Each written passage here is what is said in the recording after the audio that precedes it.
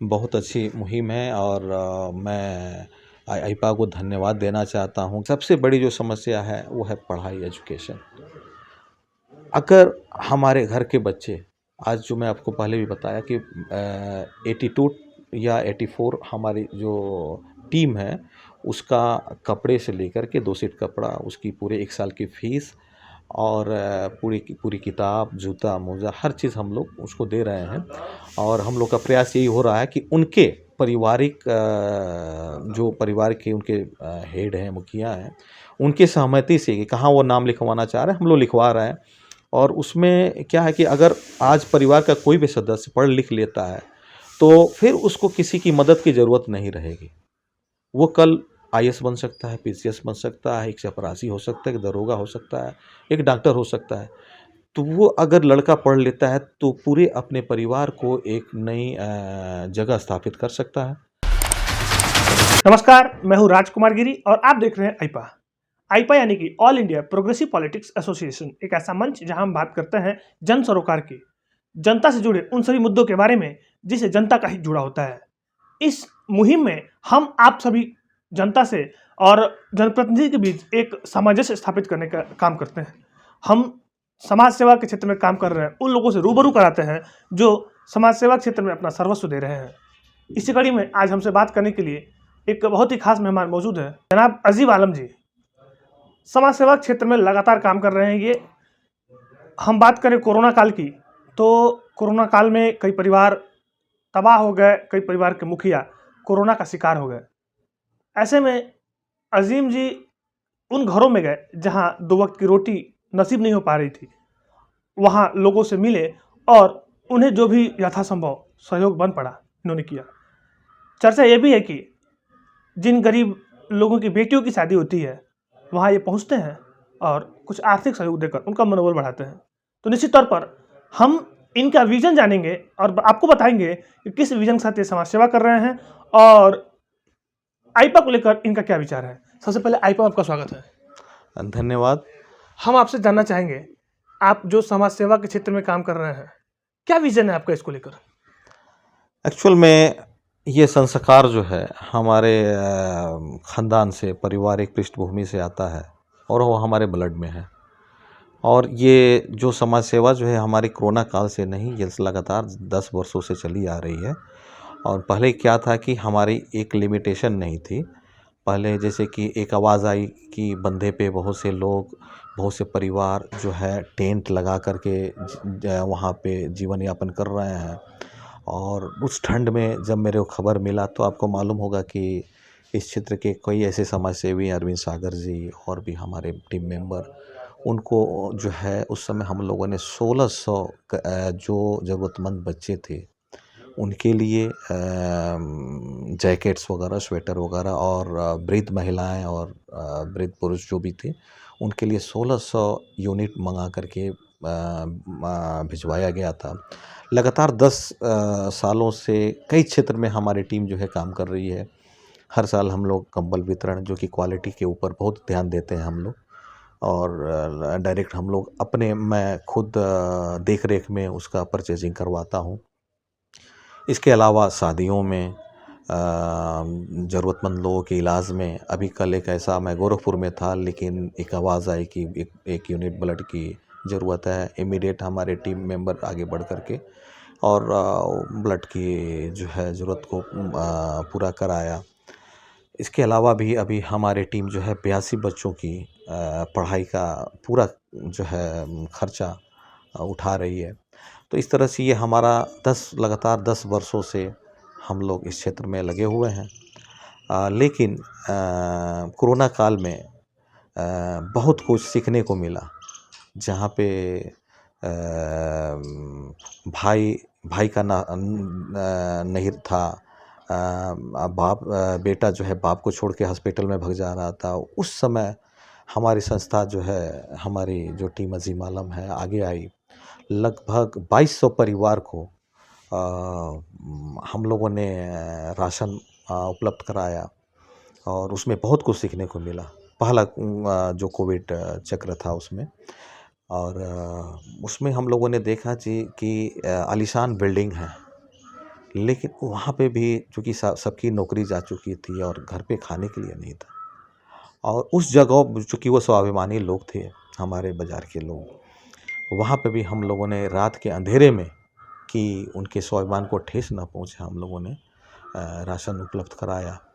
दूसरे कोविड चक्र में हम लोगों ने 1600 परिवार के लिए, क्योंकि काफ़ी हमारे करीबी मित्र उसमें कोविड के से प्रभावित होकर के उनकी मृत्यु हो गई थी और शहीद हो गए थे। चूँकि हमारे रिलीजन में इस तरह की बीमारियों से मरने को शहीद बोलते हैं, इस वजह से मैंने यह वर्ड यूज़ किया। तो उसमें परिवार के दबाव में हम जो है मदद रोक दिए थे कि कोई इफ़ेक्टेड ना हो हमारे, चूँकि हम एक परिवार ही मानते हैं हमारे पूरी टीम को। फिर हमारी पत्नी हैं, उन्होंने एक सलाह लेकर आया कि क्यों ना हम जो सामान के थ्रू जो मदद करते थे, हम लोग क्यों ना इसको कैश के रूप में मदद करें। फिर हम लोगों ने 1600 परिवार को के लिए 1-1 हज़ार रुपये, लगभग 16 लाख रुपए उपलब्ध कराया गया। और बिना किसी के नॉलेज किए हुए दरवाजे के पास हमारा एक काउंटर बना दिया गया था, रखा जाता था। और जो हमारे एरिया के लोग थे, बता दिया था जो हमारे टीम मेंबर हैं उनको, और वो क्षेत्र से जो भी प्रभावित लोग हुआ करके और उठा के लेकर के जाते थे। तो इस तरह से कई क्षेत्र में हमारी मदद चल रही है। निश्चित तौर पर टीम अजीम आलम, आप गांव में जा रहे हैं। हम आपसे एक राजनीतिक अनुभव जानना चाहेंगे। इस समय ग्रामीण परिवेश में कोरोना काल के बाद जो नया प्रारूप सामने आया है, उसमें राजनीतिक परिवेश कैसा वहाँ का, राजनीतिक परिदृश्य इस ग्रामीण क्षेत्रों का कैसा है? देखिए, मैं तो न राजनीतिक रूप से कहीं इन्वॉल्व होता हूँ और न उसके विषय में ज़्यादा बात करना चाहता हूँ। हमारा एक ही मिशन है, जो भी ज़रूरतमंद, क्योंकि देखें, 2 वर्ड है, गरीबी और ज़रूरतमंद। हम गरीब नहीं वर्ड यूज़ कर रहे हैं, क्योंकि इस कोरोना काल में हमको ये सिखा दिया कि इवन आपके पास बिल्डिंग था लेकिन घर के अंदर चूल्हा जलाने के लिए कुछ भी नहीं था। तो इसमें ज़रूरतमंद लोगों के लिए हम हैं और रहेंगे। और रोज़ाना हम लोग 2 या 3 शादी में इन्वॉल्व हो रहे हैं। उनके लिए, उनकी पसंद से, उनके परिवार के जिस बच्ची की या बहन की शादी हो रही है, उसके पसंद से हम लोग कपड़ा खरीद रहे हैं, उसके पसंद से हम लोग बर्तन ले रहे हैं, उसके पसंद से जो है, जो भी बाराती आने वाले हैं उनके लिए नाश्ते की प्रबंध हम लोग करा रहे हैं। और ज़रूरत पड़ने पे जितना भी कैश की भी ज़रूरत पड़ रही है, वहाँ पे हम लोग हर तरह से मदद कर रहे हैं। और निश्चित ही हम राजनीतिक रूप में हमारा कोई ऐसा स्टैंड नहीं है, ना मैं बोलना चाहता हूँ उसके बारे में। वो अपना काम कर रहे हैं, मैं अपना काम कर रहा हूँ। मैं आपसे ये ज़रूर जानना चाहूँगा, राजनीतिक परिदृश्य को देखें अगर, आपके हिसाब से एक कुशल राजनेता कैसा होना चाहिए? नेतागिरी तो सभी कर रहे हैं, अगर सही मायने में नेतागिरी कहा जाए, राजनीतिक कहा जाए, तो कुशल राजनीतिज्ञ की परिभाषा आपके अनुसार क्या होगी? देखें, ये अब तो ज़मीनी नेता हमारे क्षेत्र में तो रहे हैं नहीं, और ये एक सच्चाई है। नहीं तो जितने फंड्स हैं, जितनी योजनाएं हैं, उसको अगर ज़मीन पे उतारा जाए और उसकी गाइडलाइन जो है, और हमारे जो भी राजनेता हैं उनके अंडर हो, उनके लोगों के अंदर हो, या उनके वॉलंटियर के, या उनके पार्टी के मेंबर के थ्रू, तो निश्चित ही हम लोग समाज सेवी की कोई ज़रूरत नहीं है। गवर्नमेंट के पास बहुत पैसा है, बहुत सी योजनाएं हैं जो कि ज़मीनी तौर पे लागू नहीं हो पाती है। काफ़ी बिचौलिए हैं, काफ़ी लूटमार मची हुई है। तो इसमें क्लियर है कि अगर उस चीज़ को, जो भी योजना है, उसको, उस प्रारूप को अगर ज़मीनी हकीकत रूप में अगर ज़मीन पे उतारा जाए, तो निश्चित ही उस योजनाओं को ज़रूरतमंद लोगों के पास पहुँचेगा, और फिर हम लोग के काम की ज़रूरत नहीं है। आप ग्रामीण परिवेश में जा रहे हैं, ग्रामीण क्षेत्रों में जा रहे हैं, तो हम आपसे जानना चाहेंगे, आज के समय में 3 प्रमुख ऐसी कौन-सी समस्याएँ विद्यमान हैं, जिसको ठीक किया जाना चाहिए, उसको ठीक करने के सुझाव क्या हैं आपके? जो मैंने रीडिंग किया, क्योंकि जब मैं इस क्षेत्र में आया और 13 दिसंबर को मैं विदेश से आया, और 10 दिन मैं पश्चिमी उत्तर प्रदेश में था, और वहाँ के गांव-गांव मैंने घूमा था।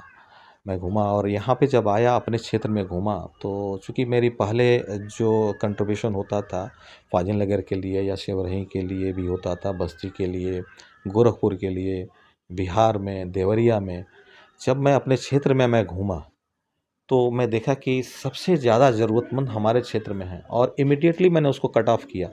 अब मेरा जो है 99% जो कंट्रीब्यूशन है हमारे टीम का यहाँ के लिए है। जो आपका क्वेश्चन था कि सबसे बड़ी समस्या क्या है? 3 प्रमुख। मैं बताऊँगा कि सबसे बड़ी जो समस्या है वो है पढ़ाई, एजुकेशन। अगर हमारे घर के बच्चे, आज जो मैं आपको पहले भी बताया कि 82 या 84 हमारी जो टीम है, उसका कपड़े से लेकर के 2 सेट कपड़ा, उसकी पूरे 1 साल की फ़ीस और पूरी की पूरी किताब, जूता, मोज़ा हर चीज़ हम लोग उसको दे रहे हैं।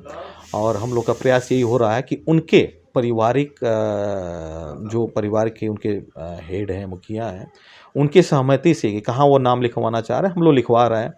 और उसमें क्या है कि अगर आज परिवार का कोई भी सदस्य पढ़ लिख लेता है, तो फिर उसको किसी की मदद की ज़रूरत नहीं रहेगी। वो कल आईएएस बन सकता है, पीसीएस बन सकता है, एक चपरासी हो सकता है, एक दरोगा हो सकता है, एक डॉक्टर हो सकता है। तो वो अगर लड़का पढ़ लेता है, तो पूरे अपने परिवार को एक नई जगह स्थापित कर सकता है। और हमारे समझ से सबसे बड़ी जो समस्या वो शिक्षा है। शिक्षा जो है आज देखें जगह-जगह प्राइवेट विद्यालय खुलते जा रहा है और सरकारी विद्यालय में बच्चे नहीं जा पा रहे हैं। जा भी रहे हैं तो वो किसी लालच के लिए जा रहे हैं कि हमको कुछ पैसा मिलेगा, ड्रेस मिलेगा, लेकिन वो पढ़ाई नहीं है। तो सब हम आपने 3 बताया, लेकिन मेरे नज़र में सबसे बड़ी जो समस्या है केवल शिक्षा है। ये आईपा एक मुहिम चला रही है जिसमें आप जैसे अब समाज सेवी की बात करें, जो समाज सेवा के क्षेत्र में आगे आकर जनता की सेवा कर रहे हैं, इन लोगों से जनता से रूबरू करा रही है। आपके विजन को जनता से, आपके विजन और जनता के बीच का जो संबंध है वो स्थापित करने का काम आईपा कर रहा है। तो आईपा की इस मुहिम को आप क्या कहेंगे?